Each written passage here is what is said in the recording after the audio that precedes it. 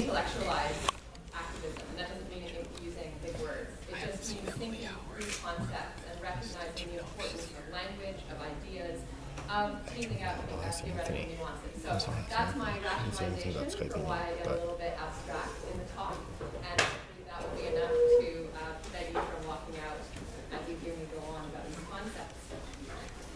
I should add as well that some of what I say actually will echo what Sanbon Matsu discussed in his talk, particularly about capitalism and also what Stephen Eisenman said about the relationship between different movements.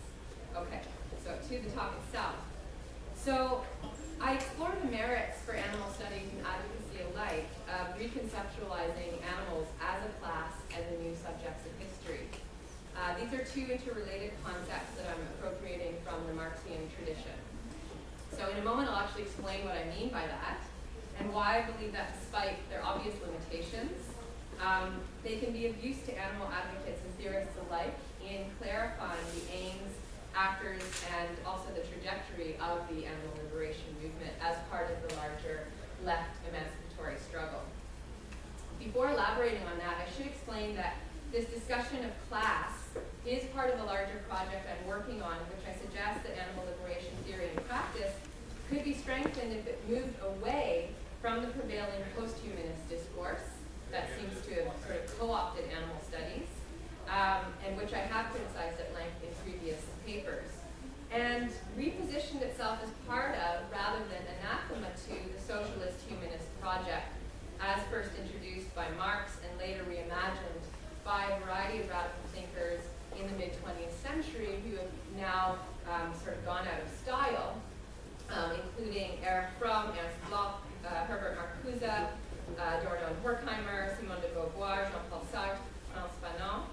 And in the second half of the 20th century and into today, eco-socialists, a sort of collective of eco-socialists, and the social ecologist Murray Bookchin. So I suggest that despite the central roles of all historical humanisms that they have played in reinforcing human exceptionalism, even in encapsulating that idea more articulately than had ever been done before, maybe starting with the Renaissance, humanism as such, as a combination of ideas, of principles, of values, and aims, ought not to be discarded by animal advocates and scholars as a necessary evil. In fact, I believe that a revised version of left humanism could lend greater clarity, coherence, and vision to the animal liberation movement. Without going into too much detail about that aspect of my project, let me elaborate a little bit on how precisely left humanism can provide this missing link.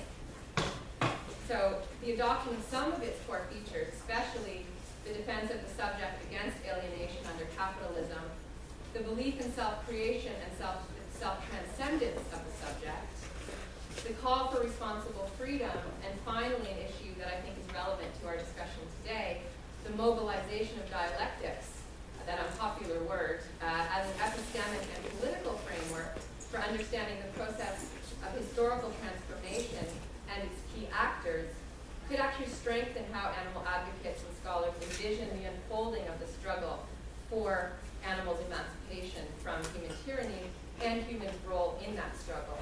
And also the place of animal liberation within what ought to be a more unified interspecies left liberatory project against the totality of domination, which again is an issue that came up a number of times in the previous panel.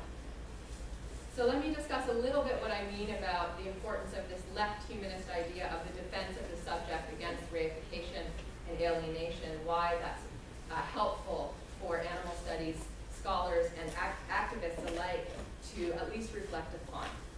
So left humanism recognizes more than any other left theory the urgency of rescuing the human being from its alienation under late capitalism. Unlike anti-humanism and post-humanism, which have become very much in vogue, left humanism adamantly insists on the importance of restoring the subject to coherence, to internal coherence, to unity, to acknowledging there is a self there is a there, and wholeness against its usurpation by the technical capitalist apparatus and what I would also call the apparatus of atrocity.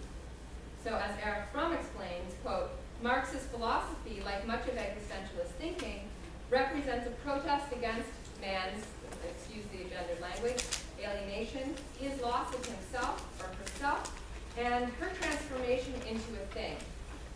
It is a movement against the dehumanization and automization of the human inherent in the development of Western industrialism. And although it is argued that we are in a post-industrial phase, I think that obviously we're living within the legacy of industrialization, and that it's still very much alive and well, even though capitalism has taken on a different, and I would say particularly pernicious form today. Humanism has always been devoted to protecting the human being from threatening forces. So this is a related point. From so-called religious fanaticism in the Renaissance, to slavery and nationalism in the Enlightenment, to radical alienation resulting from rationalization, industrialization, and mechanization in late modernity, the point I just made. By 1965, when Fromm joined other socialist humanists such as Raya Dunayevskaya and Ernst Bloch in calling for the revitalization of the socialist humanist project, the primary fear was that human beings would also become, quote, the slave of things. In short, the greatest menace in late modernity for these early socialist humanists was the world capitalist system and the possibility of total irreversible reification and alienation that it introduced. And I would argue this remains the single largest threat today. Only again, it's taken on, it has another dimension that we have to address more directly. So as animal scholars and activists, by carrying on this struggle to defend the subject that was laid out by the early socialist humanists, we can draw renewed attention to the role of capitalism, which, as I keep suggesting, has taken on a particularly insidious aspect today, and that's where I would point to John's discussion of post-Fordist capitalism, where there's now a combination of sort of the Fordist mass production and also niche markets and batch production that has created the opportunity to rationalize domination in a new way. And so neoliberal global capitalism is playing central in exacerbating and intensifying the relationship of domination 100-fold. At the same time, a revised interpretation of the sources of human alienation under capitalism in the animal industrial complex, hang on a second, right, let me rephrase that. At the same time, in a revised interpretation of the sources of human alienation under capitalism, the animal industrial complex, which is arguably at the center around which global capital pivots, comes into view as the greatest subject, threat against the subject. So this is taking the humanist concern of the subject's reification under capitalism and into the 21st century and recognizing the centrality of the domination of animals in contributing to that alienation, both psychically and socially. I talk a lot about, in this larger version, the concept of self-creation transformation. Again, these are sort of seemingly abstract concepts, but I do think that they can provide some kind of framework for imagining the animal liberation project in a slightly new way. So Marxist, socialist, and existentialist humanists build on the Renaissance humanist conception of self-creation and self-transcendence, but frame it even more overtly within the context of the larger political, social, and historical struggle.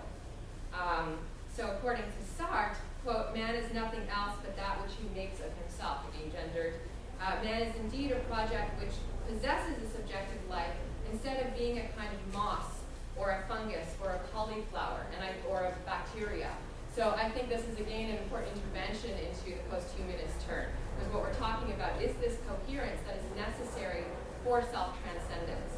By self-transcendence, I mean the development of the human into an animal, as it were, from our historical effort to deny our animality, to construct ourselves as non-animals, which is completely irrational.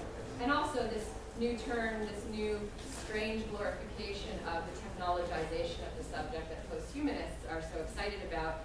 You know, Lyotard was the first one to say that we might regard ourselves now as a series of nodal points in a network of circuits. And I think that's a really damaging way to understand the human being.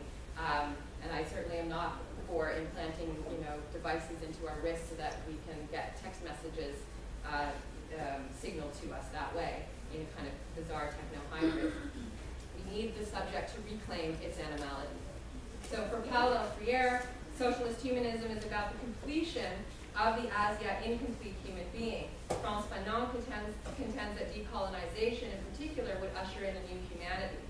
More recently, Tara Eagleton observed that, quote, humans are determined precisely in a way which allows them a degree of self-determination. Just to survive, the human animal cannot rely on instinct, but must bring reflective resources into play. So this is empowering the human subject as itself a challenge to the system of reification. And I think that still needs to be acknowledged, particularly in animal studies scholarship, whereby, like I said, we've taken this post-humanist turn and are embracing the dissolution of the subject, something I've ranted about many times before. While traditional humanists assumed self-creation was specific to humans, and therefore implicitly set human beings over and above other animals, the principle of self-creation can, and indeed must, I argue, be reinterpreted in a non-speciesist framework. So the humanist principle of self-creation, by its very nature, paradoxically opens up the possibility of human beings finally shedding their age-old humanist claim to superiority. Self-creation need not be about human beings rising above their animality, but rather re-entering it, as it were, and re-entering the world of other embodied beings, the very rich, magnificent world that we do ourselves a disservice by rejecting. In a revised humanism, the human would become conscious of its incompletion as an animal, and the choice available to the human would be whether to continue to deny its animality and its kinship with other animals and maintain the status quo, or to embrace and to embrace both, and thereby bring humanity and animality into a new and more ethically and politically advanced stage of civilization. So more specifically, the new humanism would require the self-creation of the human not as an animal that transcends itself and its immanence, and therefore its animality and other animals through reason, free will, and universality, the traditional Marxian understanding of what the human could develop into, but rather as an embodied being that develops itself in its immanence, that is, in its erotic consensuous engagement with other beings in the world. So as John Senbamatsu has put it, if we follow Herbert Marcuse's lead, the great champion of Eros in the 60s, quote, true overcoming of nihilism, which I do think has infected animal studies through the post-humanist turn, would entail not the negation or denial of the animal, but the reverse, the reconceptualization of ourselves as a subject, whose subjectivity is always already intersubjectivity, mit-sein, being with other beings in the world. So I would also suggest, to add on to that an argument can be made for animals' capacity to self-create. We are all aware that animals are not confined to a fixed and predetermined monodimensional existence. We in this room anyway. And they too self-develop and self-transcend inasmuch as they strive daily and throughout their lives to fulfill their intelligence, to live in the fullness of their being. Stasis, confinement, torture, subjugation, physical, emotional, and genetic violation are all anathema to such fulfillment. Although other animals may not be self-conscious or self-objectifying in the way that Marx and other left humanists envisioned that, they are, at least to some extent, self-conscious and self-objectifying inasmuch as their lives are meaningful to them, and they know it.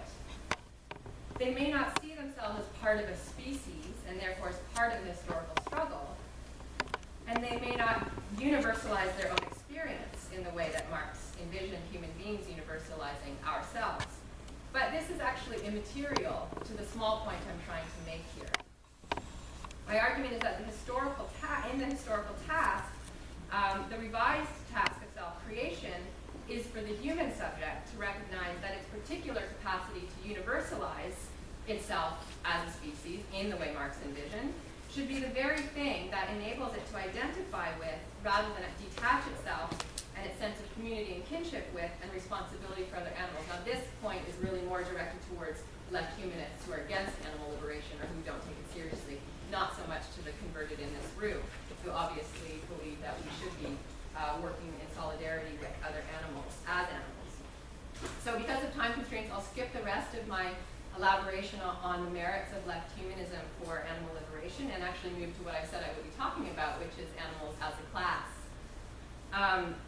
So just to begin, I look at this concept both as an analytical and as a descriptive category for framing human-animal relations. And I'm not sure myself whether or not I'm convinced entirely. This is a bit of a work in progress, so I'm really looking forward to hearing your comments on whether or not this actually resonates in any way. So, as most of you are probably aware, the historian Jason Hribal has argued that domesticated animals have for centuries been unacknowledged members and very likely the majority of the working classes. He writes, quote, "Since the 17th century, a great many animals have been put to work.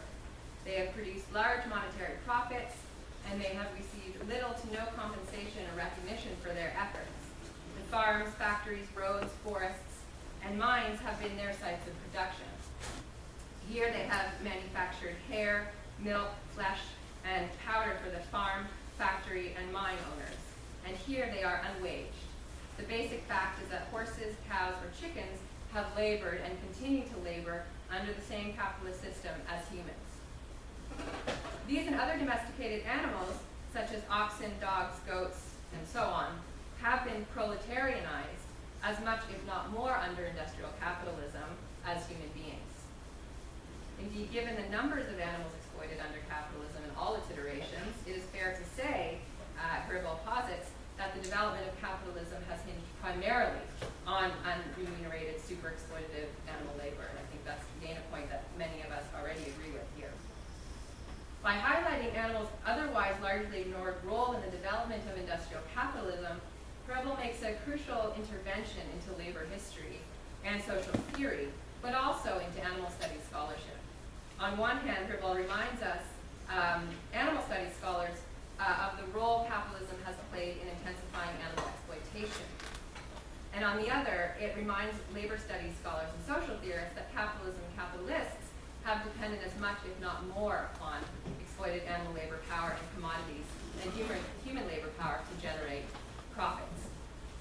I would even say Hribal does not go far enough in characterizing animals as the working class, because unlike their human counterparts, they are exploited for their labor power and for their bodies as slave commodities. You might include women and children and others who are trafficked for their bodies, organs, and for their bodies as sex objects might be included in this category.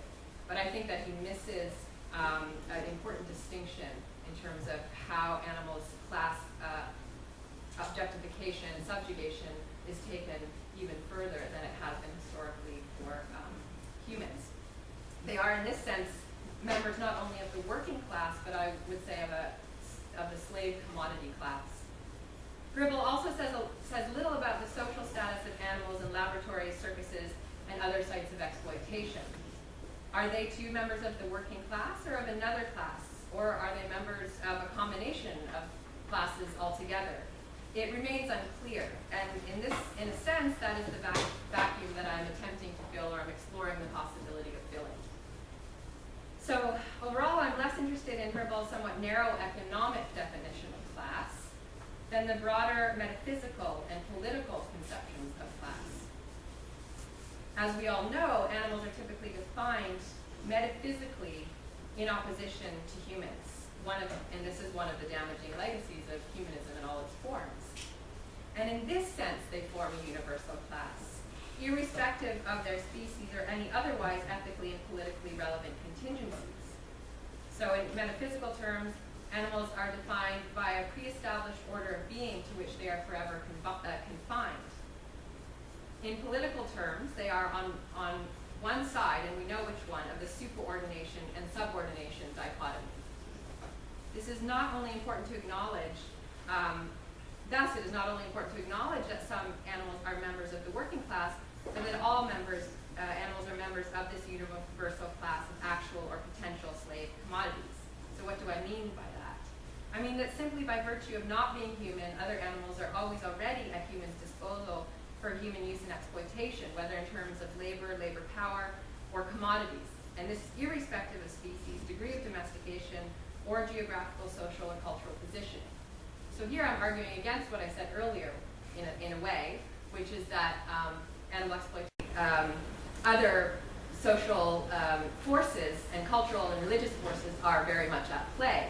So we can't forget that when we are examining the problem of capitalism. That said, what I do try to argue is that the nature of exploitation has intensified that much more under global capitalism and is taking on new, increasingly horrific forms as we enter and as we move forward in the neoliberal age. So this has been the case for millennia, but it's taken an especially egregious form in capitalism over the centuries, with the greatest degree of exploitation and brutality taking place today.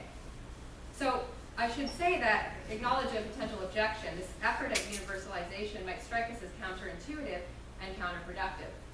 As Sue Donaldson and Will Kimlick have demonstrated, one of the reasons for the failure of the animal liberation movement to effect substantive and systemic change thus far is both scholars and activists' shared tendency to homogenize animals into one indistinguishable category without paying sufficient heed to ethically and politically significant differences in individuals, relationships, regions, and so on, between and among individuals and different kinds of relationships, also among different species. Far from promoting some kind of careless relativism in response, they propose attributing specified political status to different animals on the basis of these nuances, of their historical, geographical, social, and political relationship to human beings, each other, and the environments in which they live and or wish to live and are likely to flourish. They explain, quote, that their goal is to offer an alternative framework that is more sensitive to the empirical and moral complexities of human relations. And that would seem to go against what I'm arguing. And their point is very well taken. They argue that domesticated animals ought to be attributed citizenship, liminal animals as they call them, ought to be attributed denizenship, and wild animals ought to be attributed sovereignty. So without going into the merits and perhaps limitations of this liberal political theory of animal rights, I do think, again, that their point about recognizing the particularities amongst and between different animal species and so on is really important, especially the idea that animals are members of interspecies communities already. What we need to do both within and outside animal liberation is to formally politically acknowledge their membership in our political and as well as social communities. But I just want to suggest that while this is a really important intervention they're making, I don't know that recognizing the universality of animals as a class in the very somewhat narrow Marxian sense I'm describing that is guilty of homogenization. What I'm trying to do here is to really just underscore the dialectical nature of human and animal relations and the potential for synthesis. So I want to revive the concept of dialectical movement through history and relationship between the master and the slave class. And I'm not sure if that's a good thing to do, or I just sort of like the way it feels and the way it sounds, because I'm influenced by a set of thinkers, but intuitively it feels like something that could help lend some clarity and vision to our movement if we kind of reconceptualize it as part of that socialist humanist dialectical struggle. So to be sure, the Marxian conception of class has by and large gone out of vogue among left theorists and activists. The simplified conception of class that Marx presents in the Communist Manifesto, although not necessarily in all of his works like the 18th Brumaire, has been problematized for its simplicity. It is no longer tenable to suggest, has been problematized for its simplicity. So even if it was deliberately simplistic, it's still criticized for being too simplistic, certainly today. It is no longer tenable to suggest that historical transformation will result from an inevitable clash between the two great classes that he identified in his period, the bourgeoisie and the proletariat. Those terms have even gone out of fashion. Both of whom are defined by their relationship to the means of production. So as Max Weber pointed out as early as the late 19th century, classes are themselves much more complex than Marx implied, which is to say they are based on more than just the relationship to production, but also involve the relationship to consumption, something Marx didn't focus as much upon. And they also have objective and subjective elements.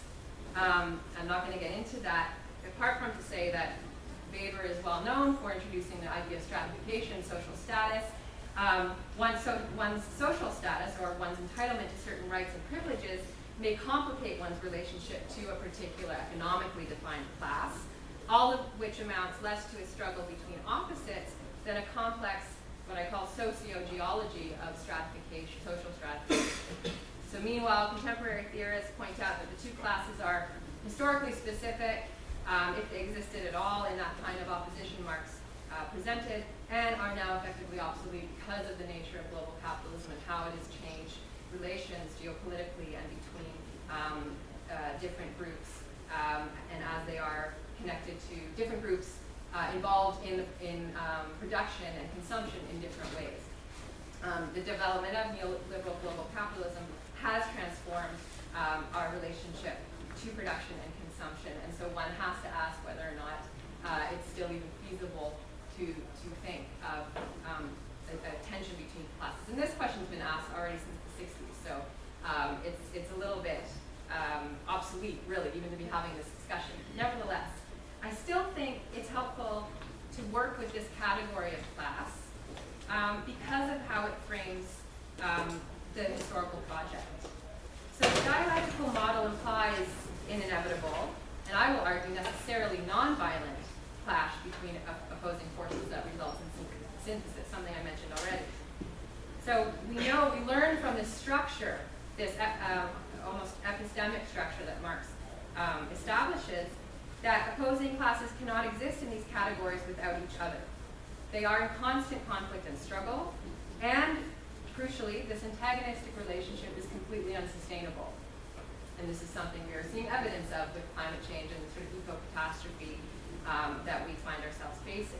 Sooner or later, the tensions reach a climax and the antagonism is superseded by a resolution, or resolved by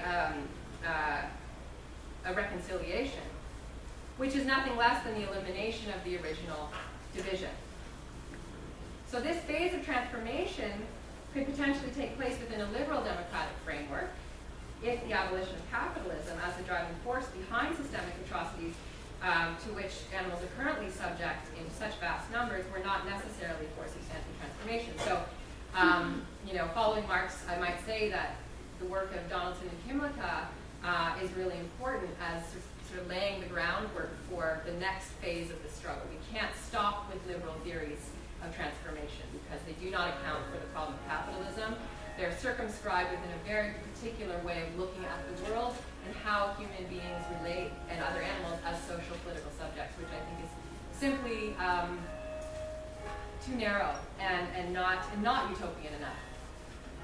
So by appropriating the Marxian concept of class as such, another reason I find this concept appealing is that animals are situated at the center of the struggle for historical transformation, rather than on its periphery or as passive objects as they're usually presented. One of the upshots of Jason Hirbal's analysis is that as members of the working class, animals are inside history, as it were, rather than on its outskirts. Indeed, they are historical agents who actively, if unwillingly, and maybe unconsciously, participate in history's unfolding. Without animals' involvement, without their agency, history would look very different than it does today. Now, I want to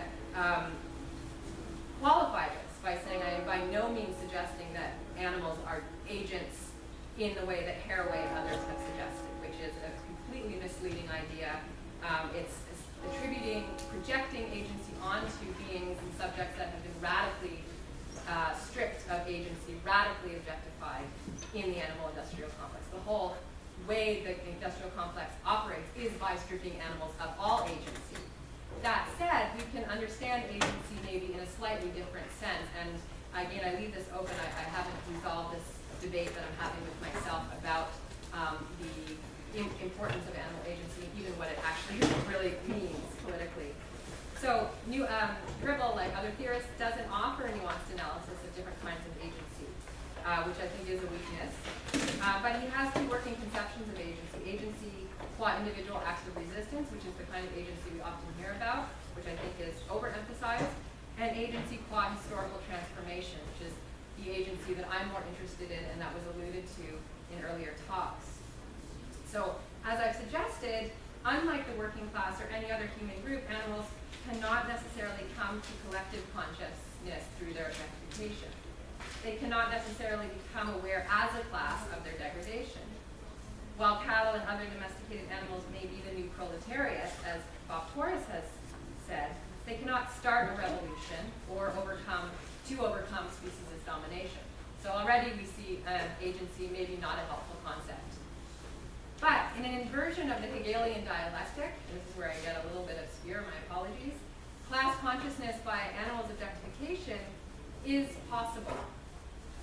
So an inversion of the Hegelian dialectic would require human beings who have finally come to recognize our fundamental identity with and as animals, that we, as masters, must come into consciousness simultaneously on animals and on our own behalf. So it's not the dialectic of that Marx appropriated of the slave or the proletariat coming into consciousness through the radical objectification, an idea that Lukács also really developed for 20th century anti-capitalism and the Emancipatory Project.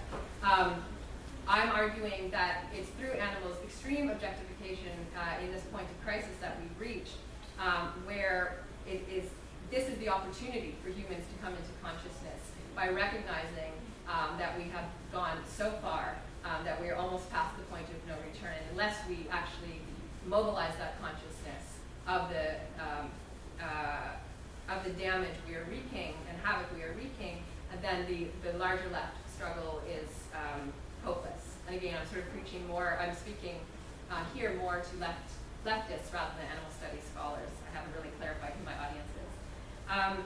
So we wouldn't be doing this as representatives in a paternalistic sense of other animals, but as supporters, as mutually dependent political agents. So maybe that's where we can understand the concept of historical and political agency, who help bring to fruition what animals, by their objectification, I would say, kind of initiate, even if it's not consciously. They are expressing their resistance and their wish to resist through their abjection, like anyone who is systemically abused, tortured, and so on. There is an inevitable resistance, but others who are in a position of privilege have to be the ones to mobilize that on their behalf if they are stripped of the possibility of doing that. Am I okay to keep going? 2 minutes? Okay. Right. So whereas in Hegelian Marxian dialectic, the master remains immune to and even impotent in the face of self-transcendence of the slave from object to subject, in our inverted dialectic, the master, the human, and the slave, the animal, transform together in tandem, not through the latter's claim to political power, but through the former's renunciation, former being human, of its coercive, destructive, and violent onto-epistemological domination. So one last thing I'll say in the last 2 minutes is, again, hinges on a discussion that came up in the last panel. One important difference between the Marxian model and my own is that transformation necessarily proceeds nonviolently. And by this, I'm not when I am thinking of violence, I'm not thinking of open rescues. I'm thinking of intimidation, and again, and granted, these are things that happen very rarely, so I'm not going to be suggesting that animal liberation as such is necessarily always going in that direction of intimidating perpetrators, threatening violence against them, and so on. But I do want to suggest very assertively that that has to be stopped, that it's not compatible with the emancipatory project that I'm envisioning here. So universal freedom and historical reconciliation are inherently compatible with violence. The biological transformation of the subject, as Herbert Marcuse envisioned it, into a whole being, into an animal being, is incapable by its very nature of violence and domination. But this transformation is obviously curtailed by the commission of violence or the mobilization of violence as a political tool. So universal freedom, another aspect of left humanism that I think we can learn from, is automatically undermined if one group takes it upon themselves to harm, intimidate another group for any purpose. Partially because, as we know, violence not only harms the other victim, but also harms the perpetrator. So the last thing I'll say is just pointing to some specific voices within animal studies and activism that condone violence, and I in the fullest sense of the word. So let me just skip to that. I have a few more pages here. So, for example, in a belligerent diatribe against pacifism, Stephen Best, who is a familiar name here, claims that it is a form of paralysis, and, quote, is a big part of the reason why we are losing. If that doesn't sound macho, I don't know what does. Why we're losing our struggle against the corporate monolith in defense of animals and youth. So for him, the anti-capitalist struggle is necessarily violent, and I argue that it's necessarily non-violent. He argues that while Mahatma Gandhi and Martin Luther King were active pacifists and engaged in meaningful acts of nonviolent disobedience, contemporary vegan abolitionists who disavow violence are passive pacifists. So we got it wrong somehow. They got it right. He doesn't clarify why. The only way to overcome this paralyzing passivity, in his view, is to engage in militant direct action on behalf of animals, which is based on Malcolm X's principle of by any means possible. According to Steve Best, anything else is too polite, too bourgeois. He claims that his view is pluralistic, which is to say that it's not based on empty moral principles which have no bearing on the reality, but rather is based on each situation as it presents itself, so a case-by-case analysis. He maintains, for example, if someone is breeding puppies, the best way to stop them from doing so might be to call them up and threaten to kick their ass. If someone is torturing cats, a reasonable response, he claims, might be to wield a baseball bat against them. This strikes me as terribly ironic that Best would dismiss pacifism for its alleged emptiness and posit alternatives like this, which involve nothing more than macho posturing and misdirected rage, not to mention a very gendered understanding of political transformation. So in promoting physical violence, is my last point, against animal abusers, Best tramples on the very foundations of a humanist socialist interspecies politics that I'm advancing, and he destroys the possibility of ever achieving interspecies peace because he destroys the possibility for self-creation and self-transformation, which I believe is at the very core of any effective struggle. We have to recognize, this is something I mentioned earlier, that animal abusers are products of a particular system of total domination, and one ends up on one side or the other. There is responsible agency, they have to be responsible for their actions, but unless we imagine not only ourselves having somehow managed to transform into vegans and people who care about other animals, we have to allow for the possibility that people who have been engaged in systematic violence against animals can also transform. And the way you don't do that is by threatening them with violence or engaging in violence.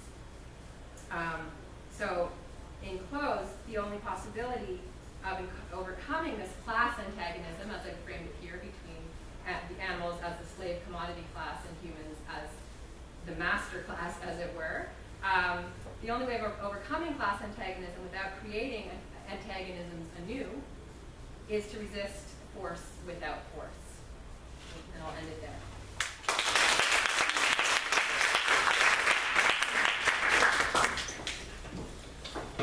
Okay, so next we have Lindsay Weinberg, and her talk is called Post-Humanism and Societies of Control.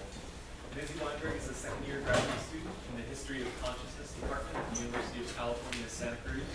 Her current research concerns how value is produced out of information in the digital economy. She received her BA in English from Binghamton University. Thank you so much. And thank you all for joining me today. I'm really excited to share this paper called Posthumanism and Societies of Control. So in her text, The Posthumanist, Rosie Brigatti describes the shift from biopower, predicated on an embodied individual subject, disciplined through institutional arrangements, to societies of control, predicated on a disembodied subject, controlled through the aggregation of information about all forms of matter. She writes the following: we have shifted from disciplinary to control societies, from the political economy of the panopticon to the informatics of domination. By informatics of domination, Braidati is referring to the technological regimes of surveillance and data production that mediate all of our material and virtual lives, which are designed to regulate individual embodied subjects and will them to engage in self-governance. The informatics of domination occurs in deterritorialized space and time, the virtual realm of disembodied subjectivity, where all forms of matter are equally instrumentalized for the purposes of capital accumulation. There is an underlying connection between the subject of humanism, particularly the individual, rights-bearing subject of liberal democracy, whose body and personhood is disciplined through the use of biopower, and the transition to regimes of control, in which the subject is disembodied, fragmented, erased, and according to Braidati, quote, reduced to their informational substrate in terms of materiality and vital capacity.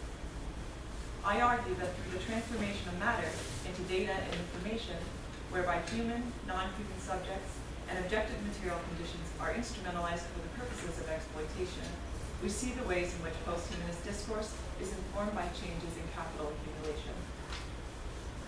Zoe Power is defined in Braidati's work as the being aliveness of matter. She writes the following, quote, Zoe is the transversal force that cuts across and reconnects previously segregated species, categories, and domains. It is a materialist, secular, grounded, and unsentimental response to opportunistic trans-species commodification of life under advanced capitalism. This trans-species commodification is produced through a shift in the structural organization of society, a shift that I will argue is also a transformation in the relationship between capital, power, and the means of subjectivation. By subjectivation, I mean the process by which subjects come to be constituted through discourse as well as institutional arrangements. Posthumanism is often theorized as the overcoming of the humanism of Western thought, or a critique of the systems of power that inform the construction of the rights-bearing individual of liberal democracy. However, posthumanism can also be linked to a system of power that depoliticizes and reconfigures categories of difference. It further entrenches the way that power is naturalized through the disembodiment of subjects under societies of control, where all matter is equally abstracted into data. One of the questions this raises for me is at what points in the capitalist mode of production are subjects embodied and disembodied, and how might we use Braidati's distinction between regimes of discipline and regimes of control to think about how subjects are constituted? I will begin to answer this question by describing the relationship between regimes of discipline and humanism, and situate this in relation to regimes of control in connection with posthumanism. Foucault argued that in disciplinary societies, the state mobilized the institutions of civil society to subjectivate, socialize, and discipline individual human subjects. This was done through the use of biopower, managing the life processes of the subject, her body, and its potential, and through the control of populations. For biopower to operate, it must construct the embodied human subject as a rights-bearing individual, where the physical subject is also an ethical subject, responsible for her own self-care, hygiene, and management, defined in contradistinction to other species. For Braidati, biopower and Foucault's understanding of disciplinary institutions cannot address the emergence of the role that information plays in both producing value and exercising control over subjects. The accumulation of information itself is what becomes valuable under societies of control. Subjectivity is separated from physical bodies in virtual space through technologies that make subjective behavior classifiable, marketable, traceable, and legible, ultimately containing and managing the productive power of subjects. It is equally the commodification and control of all that lives, thus erasing categorical distinctions between different kinds of matter. However, perhaps we can problematize this rupture between disciplinary societies and control societies that Braidati asserts has occurred.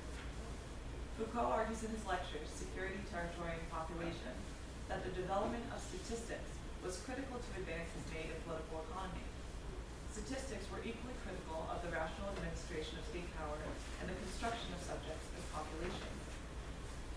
Humanist discourse maps the process by which biopower massified, or in other words, transforms individual subjects into populations through the disciplinary apparatuses of the state. It is arguably here that we begin to see the informatics of domination emerging in the form of statistics.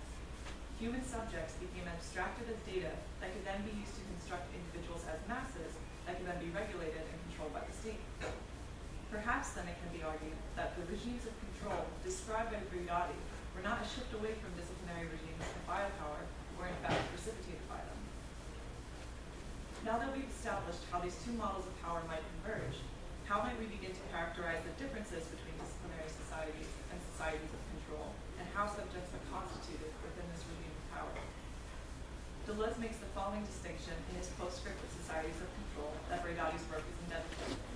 According to Deleuze, in disciplinary societies, quote, power individualizes and masses together. That is, it constitutes those over whom it exercises power into a body and molds the individuality of each member of that body. In societies of control, on the other hand, we no longer find ourselves dealing with the mass-individual pair.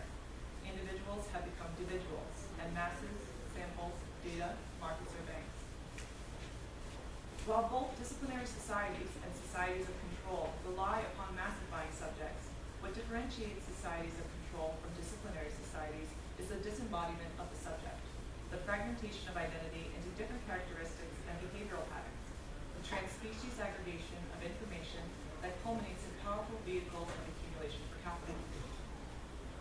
The transformation of Zoe-power into data and information means that posthumanism can also be understood as a model for capital accumulation, in that both human and non-human subjects, as well as objective material conditions, are instrumentalized for the purposes of creating value. This is also a process whereby power is deterritorialized and diffused in virtual space. Contrary to the disciplinary regime of power, which was contingent upon confinement within institutions, such as the family, the factory, and the prison, Deleuze explains that, quote, ultra-rapid forms of apparently free-floating control are taking over from the old disciplines at work within the timescales of closed systems. Capitalism has commodified the disembodied virtual subjects, the multiplicity of identity, and equally abstracted bodies, non-human subjects, and objects into data that can then be controlled, manipulated, packaged, sorted, and sold. I would now like to imagine the consequences of this analysis for understanding how capitalism produces value out of information online. It becomes critical to evaluate at what points along the production process and in what spaces within control regimes are subjects constituted as embodied individuals inscribed by humanist discourse versus the disembodied and deterritorialized subjects of posthumanism, or what Deleuze prefers to call the individuals. Patricia Clough argues the target of control is not subjects whose behavior expresses internalized social norms. Rather, control aims at a never-ending modulation of moods, capacities, affects, potentialities, assembled in genetic codes, identification numbers, ratings profiles, and preference listings, that is to say, bodies of data and information. The information economy can then be considered an apparatus of control in that it facilitates the processes by which we are individuated for the purposes of commodification, producing obedient subjects through regulation of attention, consumption, and information flows.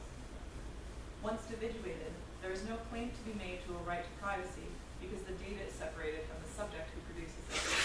Data aggregation is both a means of reproducing unequal exchange as well as a source of information that is used to administrate human and non-human subjects as well as the flow of raw materials.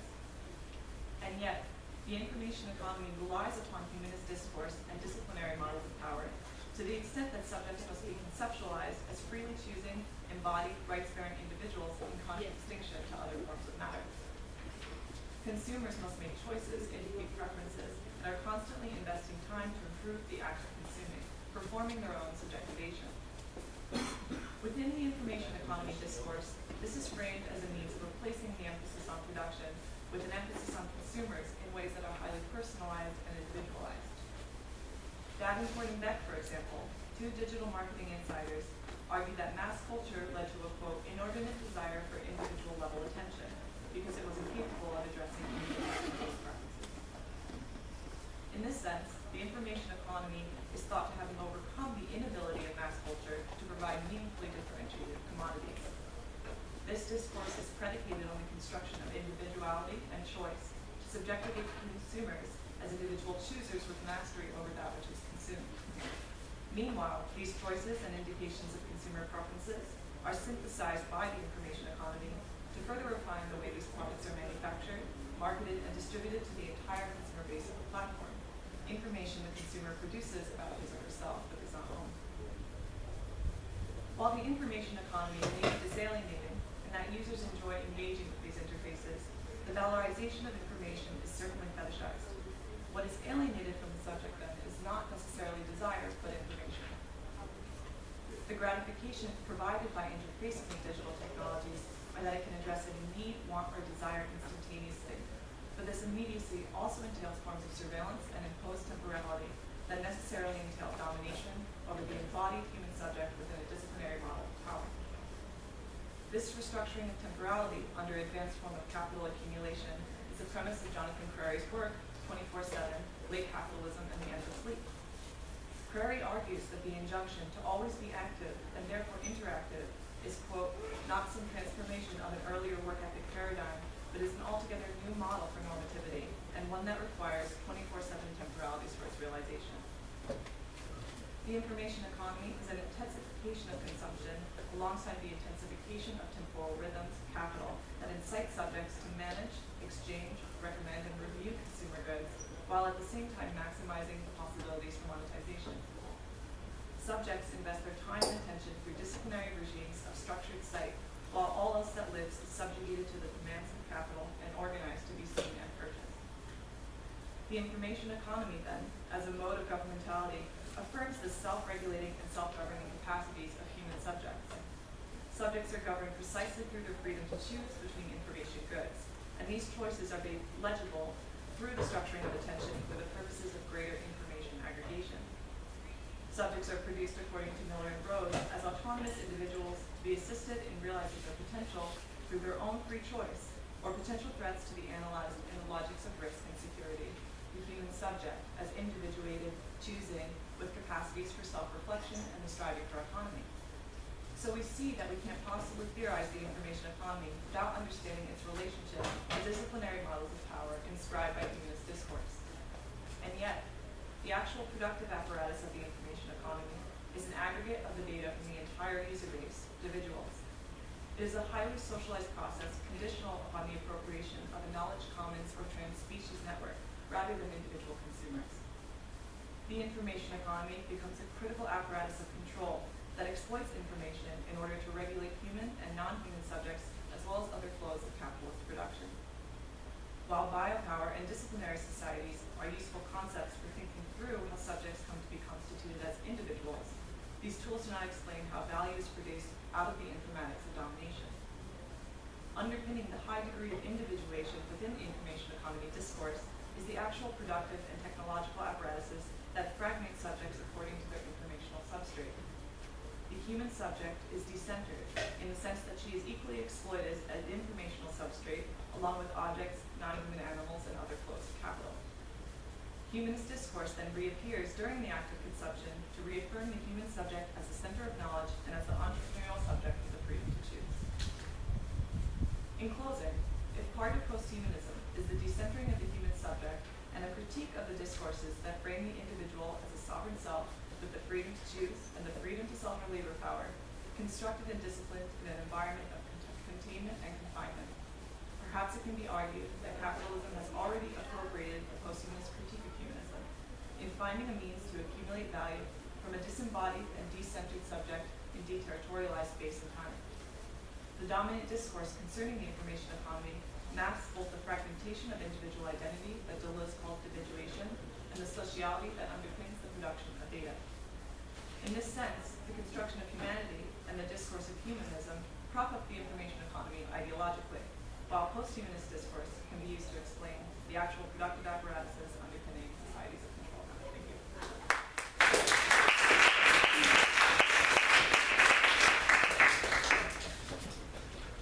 Well, unfortunately, Emily Howard couldn't make it here today, but I have a short paper actually I'd like to share to round out our panel, and then maybe we can have a larger discussion.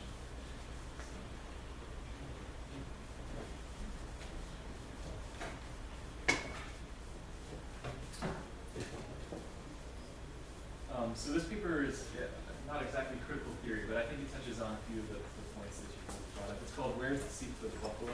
Placing Non-Human Animals in the Idle No More Movement." This paper, which seeks to examine connection points between the Idle No More movement and the animal liberation movement, can only hope to scratch the surface of the deep cultural roots of the Idle No More movement and its relationship with other animals. As such, the methods chosen to begin this conversation are varied and include a speciesist critique of Idle No More, an examination of the links between ecological and spiritual degradation, and an attempt to build connections between a very few of the many different ways of knowing that are present within Idle No More. These methods have led me to rely heavily on the words of individuals involved on the ground with Idle No More. To even begin to gather information on the worldviews expressed by a particular group of people, it makes sense to use the words of people themselves, I think. Too often, scholarship on the indigenous experience declines to quote indigenous people. So in an effort to frame these remarks in a holistic way, I work to build comparative frameworks to ideas of past indigenous and non-indigenous things. So during Idle No More's formative period, the media focused on issues of indigenous rights, women's rights, and environmental protection. Much less notice was paid to the place of non-human animals within the movement. The attention that's been given to sensitive issues such as race, gender, and the environment indicate the potential for including the animal, but the topic is largely ignored, at least in the mass media. A poem appearing in the journal Decolonization provided early evidence that non-human animals could play an important role in Idle No More as the movement was unfolding. Rita Wong in 2013 composed a poem and named influential Idle No More leaders and activists in the same sentence as various other species as beings that we need to align ourselves with.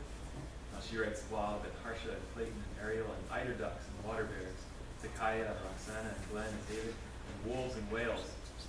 So the poem indicates that Idle No More is a unique and powerful lens from which non-human animal issues may be critically examined, but also begs the question, are other animals really included in the Idle No More discussions in a meaningful way? So this paper was strongly influenced by remarks made by Onondaga faith people of Foreign Lions after speaking to the United Nations in 1977. Lyon recalls his message as such.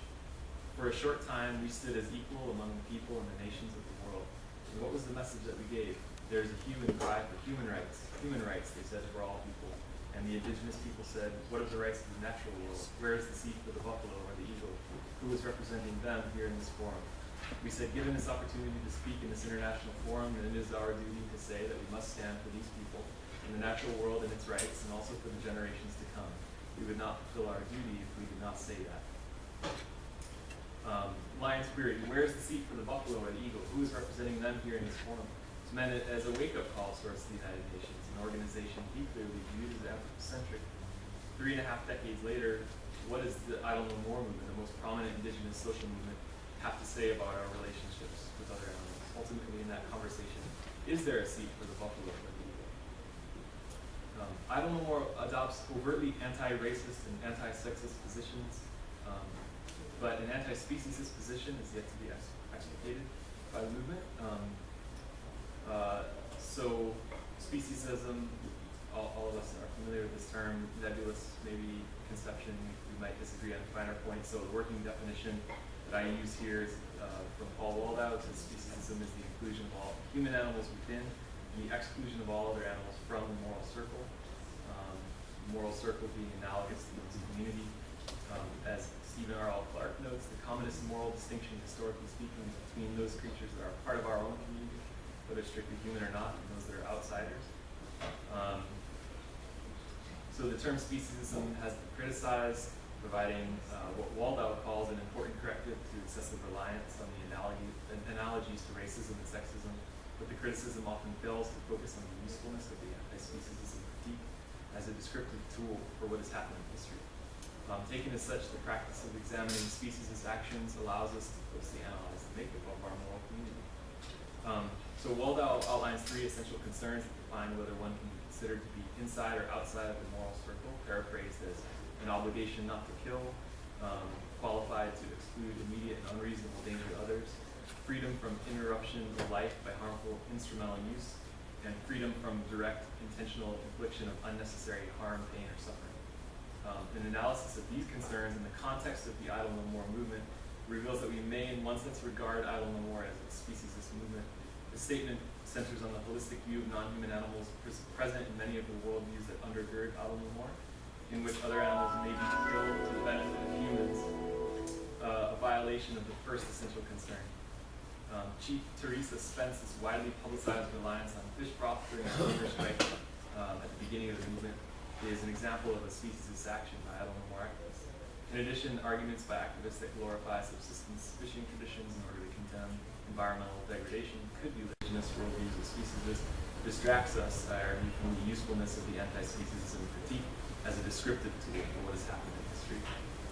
When using the comparative critique, we may be less inclined to highlight the movement as being speciesist, since it opposes a neoliberal tradition that's much more prone to violating the three essential concerns of speciesism, as presented above. Haudenosaunee scholar John Mohawk, for example, views the commodification of the natural world as an assault on its moral community. He writes, "The Western culture has been horribly exploitative and destructive of the natural world. Over 140 species of birds and animals were utterly destroyed since the European arrival in the Americas, largely because they were unusable in the eyes of the invaders. The vast herds of herbivores were reduced to mere handfuls. The buffalo nearly became extinct." Mohawk continues, "Our essential message to the world is a basic call to consciousness. The technologies and social systems that have destroyed the animals and the plant life are also destroying the native people." Mohawk's statements point towards a holistic sense of the term moral circle, in which the term circle could be understood as equally as important as moral. The ethic at play here views the world as a circular, naturally replenishing entity which provides equally for all species. In this sense, humans subsisting on fish broth is seen as natural, as wolf hunting deer. "The soil is rich from the bones of thousands of our generations," Mohawk writes. "We deeply understand our relationship to all living things." In Black Elk Speaks, John Neihart summarizes Nicholas Black Elk's discussion of the sacred boot. "Everything the power of the world does is done in a circle. The sky is round, and I have heard that the earth is round like a ball, and so are all the stars. The wind in its greatest power of whirls. Birds make their nests in a circle, for theirs is the same religion as ours." Perhaps it is this holistic outlook that's responsible for the lack of an overt, non-human, animal-focused message within the Adelmo movement. If one regards other sentient beings as part of the land and also regards parts of the land as sentient, distinctions between animal and environment quickly blur. Further, by viewing one's moral circle as literally circular, moral focus on the individual is de-emphasized in favor of moral attention to relationships. Thus, we see moral consideration as what John Grimm calls a triangulated affair between humans, natural forces, and other animals. Understanding the world through a relationship framework, we don't see ourselves, our communities, or our species as inherently superior to any other, says Black Cherokee writer Zainab Ahmadahi, but rather see our roles and responsibilities to each other as inherent to enjoying our life experience. The difficulty of communicating this worldview to a Western culture focused on the hierarchy of individuals and not on relationships may be another reason for the underrepresentation of non-human animals in Adelmo Moore. Sheila McLean is one of Adelmo Moore's four founders, responded as such when questioned about the movement's stance on speciesism. She said to me, "All the founders and organizers want to protect all species. I can only speak for myself when I say that the violence animals face is indicative of an ugly and violent culture. We hope to use Adelmo Moore to educate the public on these issues and stop the abuse of animals. We have to position other species in our campaign for justice. The corporations that devalue human beings in the land also devalue other species, and there are many at risk." Another co-founder, Nina Wilson, agreed. She said, "Non-human animals actually are a nation, as we are, and many of our people still practice nation to nation with them because it's part of our traditional laws, which are embedded in our languages, which are directly tied to the land. These laws are not legend, they're real, just as real as the laws of the non-native, which also derive from their religion and written in the Bible. Our traditional laws do not place us humans above the lives of other nations, such as animals. So animals, for the first time, at such a deep level, have needed us to defend them like never before." So clearly, the Adelmo Moore movement has the potential to adopt an anti-speciesist position that can forge a strong bond with the animal liberation movement. Any tensions between the movements should not be attributed to a lack of compassion for the more than human world. Rather, the tension results from a fundamental clash between indigenous subsistence traditions and Western culture. Animal liberation activists may therefore wish to overlook any species' predilections of the movement in favor of an emphasis on the common ground between Adelmo Moore and animal liberation. The next section, which examines non-human animal imagery in Adelmo Moore, provides further evidence that the movement maintains at a fundamental and integral level a compassionate and respectful view of other animals. So I want to talk very briefly about the special relationship between birds, bears, and humans within the movement. The indigenous philosopher Vine Deloria Jr. 1997 talked about this connection. So the Plains Indians saw a grand distinction between two-legged and four-legged creatures. Among the two-leggeds were humans, birds, and bears. Bears were included because when feeding they often stand on two legs. Since the two-leggeds are responsible for helping to put the natural world back into balance when it becomes disordered, birds, bears, and humans share our responsibility to participate in healing ceremonies, and indeed the cumulative knowledge of these three groups is primarily one of healing. This idea that two-leggeds share responsibility for healing, putting the natural world back into balance when it becomes disordered, resonates in much of the imagery of the Adamant movement, and including bears and birds in the discussion brings forth a host of meaningful virtues and desired qualities, such as healing, rejuvenation, community, honor, respect, empathy, reciprocity, authority, decorum, partnership, beauty, and communication with all relations. But why must those qualities be tied to bears and birds?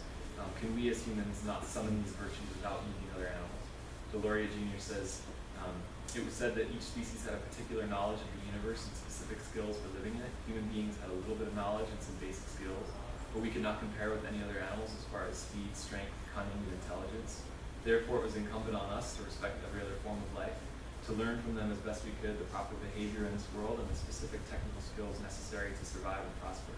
Man was the youngest member of the web of life and therefore had to have some humility in the face of the talents and experience of other species. So as opposed to human-centered top-down ideologies, fostered by thinkers like Descartes, Deloria Jr. here reveals a bottom-up, earth community-centered worldview that's respectful of other animals, not because they're useful, but because fostering a relationship with those animals is a reciprocal process that's the key to a prosperous existence for the whole. This theme is echoed in the words of Idle No More activists, including Wanda Nanabush, an Anishinaabe writer and artist, who says that a sacred relationship with the land underlies Idle No More actions. She says, we look to honoring the nation-to-nation relationship in order to protect all of creation, because humans are the weakest link in all of creation, because we depend on all of it to survive, we must protect and nurture it. Humans have relationships with the natural world precisely because we are one with it, dependent upon it. We choose actions that place a deep emphasis on remembering and maintaining our relationships with all of creation. So here Nanabush presents an ethic that is based as much on the fragility of the human as it is based upon human ingenuity and flexibility.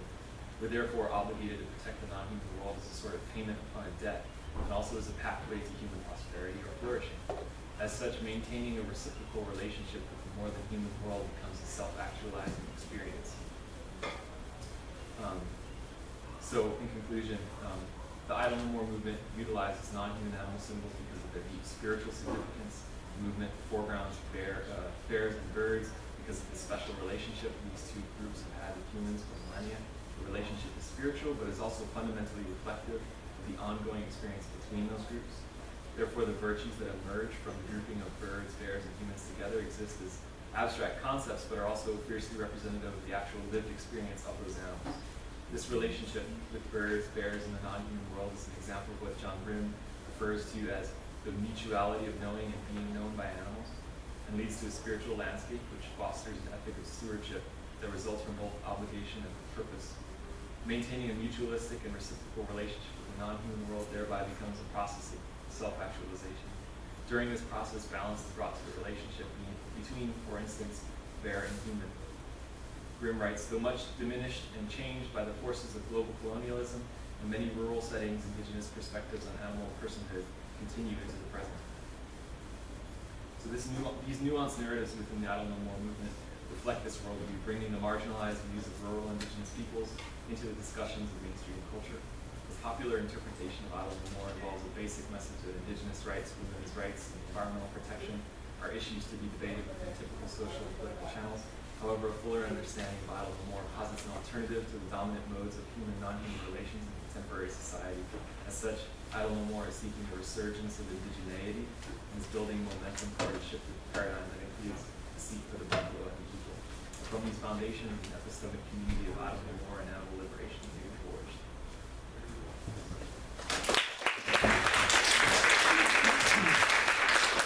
So we have plenty of time for questions and discussion. Sure. I'm going to adjust this as well.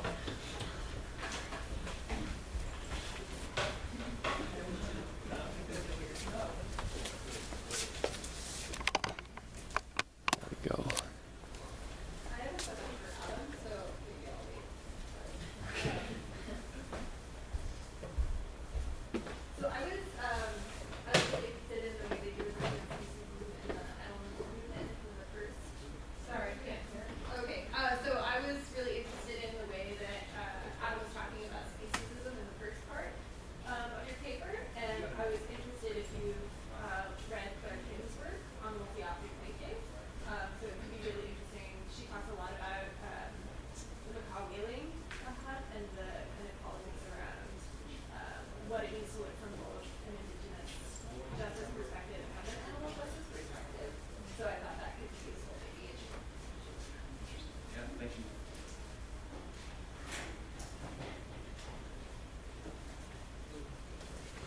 Excellent presentations. Thank you all very much. A question for Lindsay, is it?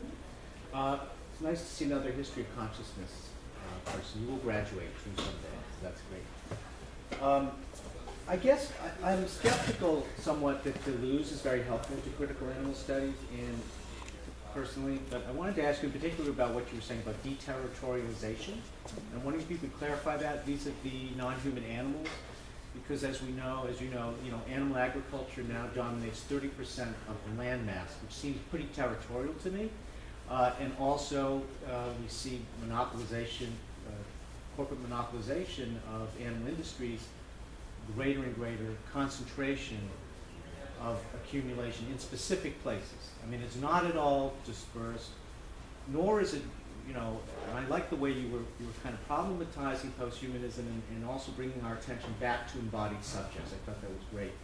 But these embodied subjects are concentrated in particular places, right, in a way that, say, Deleuze and Guattari, not Deleuze and Guattari, but say Hart and Negri and Empire, right, they're always talking about deterritorialized power, when in fact what we see is kind of the opposite. So I'm wondering if you could just clarify maybe what you were meaning by deterritorialization. Sure, absolutely. I guess I'll address your latter point first. I wasn't trying to argue that we had shifted to merely deterritorialization and that we no longer have disciplinary models of power, brick and mortar forms of discipline and control. I was trying to argue that these things are co-produced. So we have very territorial forms of power, like you pointed to, and we also have control, which operates in more of a virtual space. So with deterritorialization, I was referring very explicitly to the context of the virtual zeros and ones data production. So in that sense, it's deterritorialized because you don't have that brick and mortar institution that's regulating an embodied subject. It's very much about an abstracted sense of subjectivity or data that flows in terms of information. Does that make sense? It does, although I'm not sure I see it that well vis-a-vis animals. I mean, it's true that, like genetic engineering, they're completely reduced to data. And you know what I'm saying? But then, and even the disciplinary model, I mean, this is an exterminationist system, which is not a term, say, that Foucault would have used. He was talking about a disciplinary society. It's an exterminationist system, which has to do with concentrating bodies. I don't want to take up more time, but I thank you for clarifying. I guess I would say that I completely agree with the intervention that you're making, and that I wasn't trying to assert that there's been this shift or rupture between a disciplinary model of power and embodied subjectivities, whether animal or human, or non-animal and animal. You know what I'm saying? Yeah, I do. The Thank basic things we just coterminously, and that we can have both. We don't have to have either a disciplinary model or a control model for power, and this would be true for animals as well. They can be deterritorialized in the context of the virtual, very much embodied in the context of the disciplinary model. Thank you. I was just following on kind of that train of thought there. I actually work in ad tech, so kind of towards Lindsay's point about how this is kind of can be co-produced, and maybe it doesn't affect animals in the way that you were speaking to, but basically, a consumer who's on the web and is being targeted, like the control of information will select what ad is displayed to them, right? So they may see an ad for, an animal product where the animal is treated fairly, or they may be served with an ad for a product where the animal is not, right? Part of another company, right? So in that control of information and that flow, right, the consumer doesn't get to choose what ad they're targeted with. This is being done by, an informational economy. I think in that respect, animals are affected by it. Oh, absolutely. So I'm going to your end of your paper where you're talking about this unworking in a way of the master slave kind of electing them. How would it be possible for the master to suddenly gain this? I mean, if you buy into the alien version of it, it's not even possible, right? so somehow you're seeing this as being a possibility. I'm just, this is the sort of master floating around in this abstract existence, right, without struggling with transform the real world. I don't think that's gain self-consciousness. So how do you see that happening?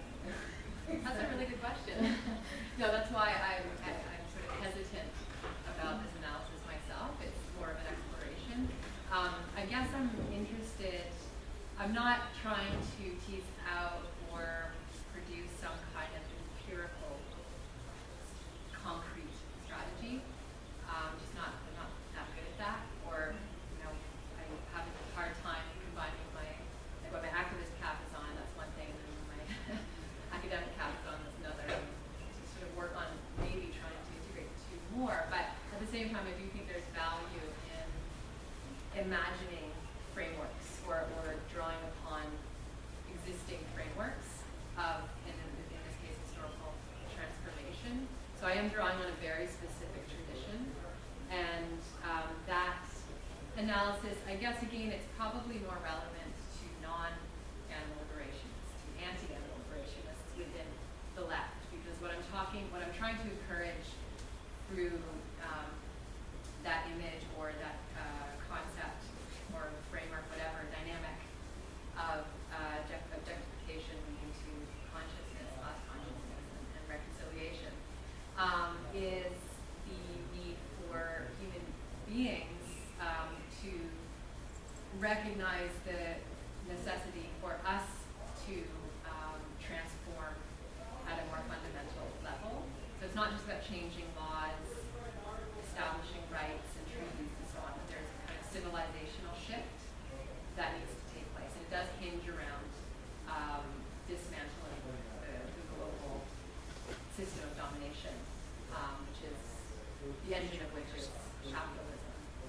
So it's more, I'm trying to draw attention, again, this is the wrong audience for that argument, but I'm trying to draw attention to the fact that the real dialectic now is not the working class and the bourgeoisie, if those two classes even exist, which most people argue don't, per se, in the same way that they were imagined before they actually existed. But what the conflict is, the ultimate conflict now is the conflict between human beings who have defined ourselves in contradistinction to other animals and other animals. And what I try to, and so that is where we need to be focusing the attention in the larger struggle. And the resolution of that conflict, as I try to argue in slightly more concrete terms, is a nonviolent one. It's one about transformation and the role, and so where it is relevant to animal studies scholars and activists is in changing the way that we also conceive of those who have not yet been enlightened, the way that we recognize that aspect of transformation. We connect it to our own processes of transformation, from meat eaters, people who participated and still participate complicitly, at least, in the system of atrocities. And so it's sort of, again, it's more of a device, a rhetorical device, and that is probably one of its greatest shortcomings and why I may not even include it in the sort of final version of this. So the criticism is well taken for sure. Well, the question as a criticism or by whatever is an important one for me to keep in mind. One question I have for you is, you talked about how animals are confined in their ability to start this revolution and whatnot, and one of the things that made me think of is sort of the development of superbugs in response to our overuse of antibiotics, or even things like invasive species. And I was wondering if you saw those at all as being some sort of revolution or having some sort of revolutionary potential, or? No, I don't. I mean, Foucault sort of mentioned that earlier, that it's at the genetic level in the sense that a certain kind of resistance is taking place. But what I don't want to be doing is appropriating the concept of agency so much so that it loses its meaning, which is actually a deliberate activity of resistance, whether in consciousness and what I mean by a conscious act of resistance, organized resistance, can vary. So there is fluidity in that. So there's a kind of conscious resistance in animals who try to escape. But what the political implications of that resistance is maybe different than what a lot of people like to say it is. Doesn't mean that they're not victims of a system of total exploitation. And so going back specifically to your point, I think it's dangerous to start projecting concepts like that onto microorganisms. It falls into that trap of emptying these really important ideas that are themselves, as ideas, forms of resistance against a system that tries to eradicate agency coherence, the coherence of the subject, and also tries to blur boundaries between human and non-human animal subjects, birds, mammals, fish, maybe some insects. I mean, I don't want to get into the line here on debate, but I will draw the line at bacteria and microorganisms and other superbugs and so on. They are not, they're ethically and politically relevant ontological differences that we actually would really do ourselves and other animals a great disservice by not acknowledging. Thank you for 3 very good papers. I have a question for Lindsay, please. I'm a bit more persuaded by the use of Deleuze than perhaps others in the audience, especially on the topic of societies of control, which I think is applicable in all sorts of ways. And also the idea of trying to examine to whatever degree that we're able to understand how current type of capitalism under which we live extracts value from all the data that's circulating around us. Totally fascinating. I want you to talk, please, if you would, about the idea at the end of your paper, though, about how you see capitalism has appropriated what we now call post-humanism. It's so interesting to trace this back. So humanism develops, as we heard, out of resistance to superstition and religion, and then it has a different form in the Enlightenment, which then capitalism adapts all the way up to where we are now. So I wonder how you see that process moving, and if post-humanism has now been appropriated by capitalism. Is there post-humanism? Is there a new version of humanism? Are there other ways of thinking about alienation and appropriation? What is the process of resistance to all of this? It's fascinating. I'd like to hear more what you have to say about it, please. Sure. I'll start with the latter again and then work my way back to how your question started. For me, Foucault's idea of subjectivation is more useful than arguing that there's a repressed, authentic self that we need to return to. And I think that that's how he overcomes Marxism, because Marxism was asserting that if only the totalitarian mechanisms of capitalism were overthrown, we could return to that state of authenticity and selfhood. So for me, that's one way that I think we can kind of get through that impasse. I think it's a really useful concept to look at our notions of subjectivity as informed and constituted by technologies that we engage with, as opposed to thinking that there's a sense of subjectivity or selfhood that precedes all of the things that kind of shape our material reality. And then in terms of my argument concerning the appropriation of posthumanism, there's a lot of really great posthumanist theory that's asserting that we need to decenter the human subject as the motor of history and as the center of knowledge production, that we need to find a way to create trans-species communities, and I think that all of that is very much true and viable, and yet we can see a way in which this decentering of the human subject also occurs in the production of value out of information, because it no longer really matters that you're a human being. It's just as valuable to know what you as a consumer want as it is to know the little informatics that go on in that factory, be it a factory that farms animals, be it any kind of factory. So in the production of data in and of itself, there's almost a sense of like information equality, of equal exploitation of all these different points of production, be it human or non-human animals. So I guess that's where I see the appropriation coming, a decentered human subject that is now equally exploited in relation to all these other things. Does that answer your question?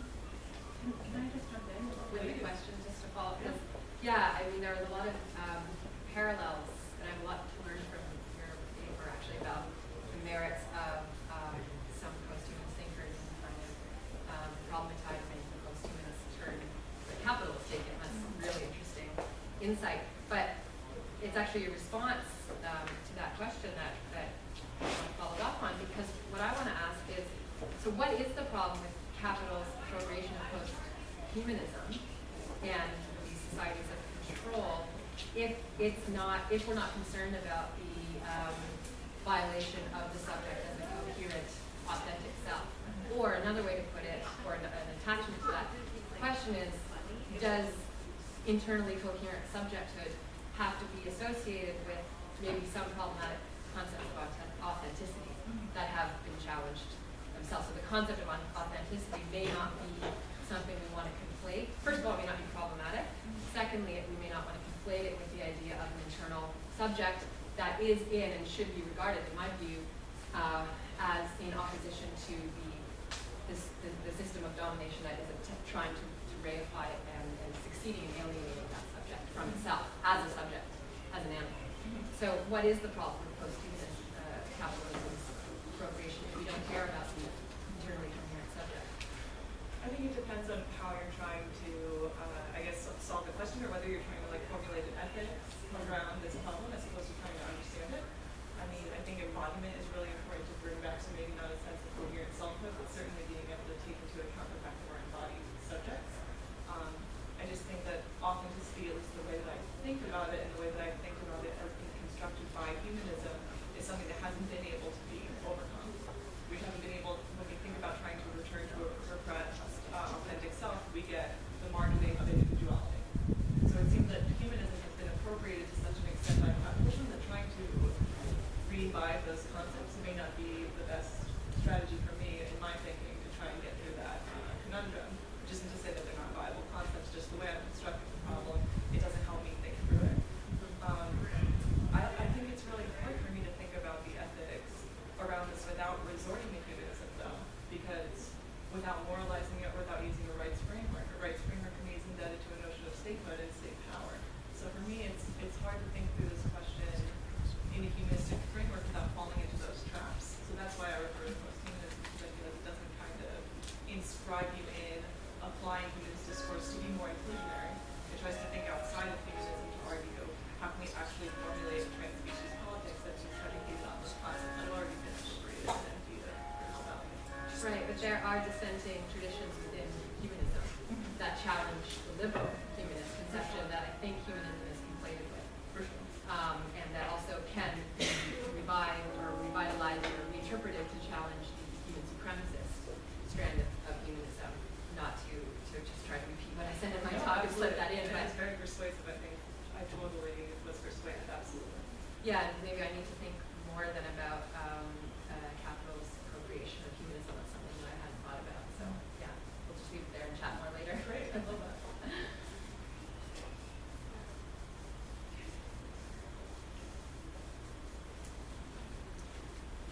Okay.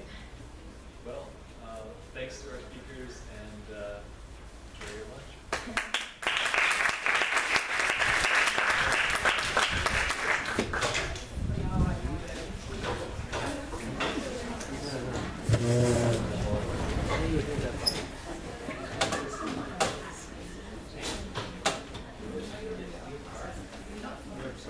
Yeah, indeed.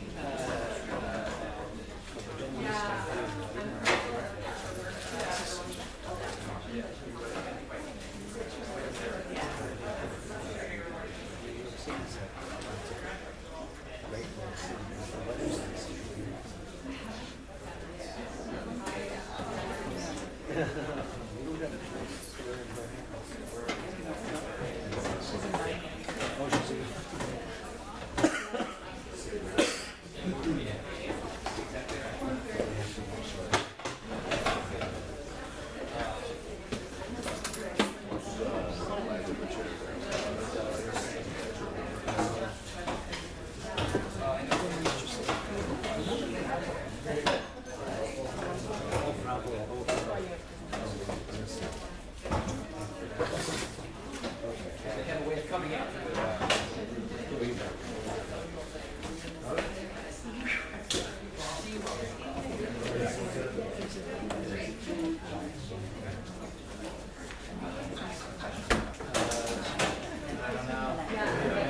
There's some of the have ceiling tiles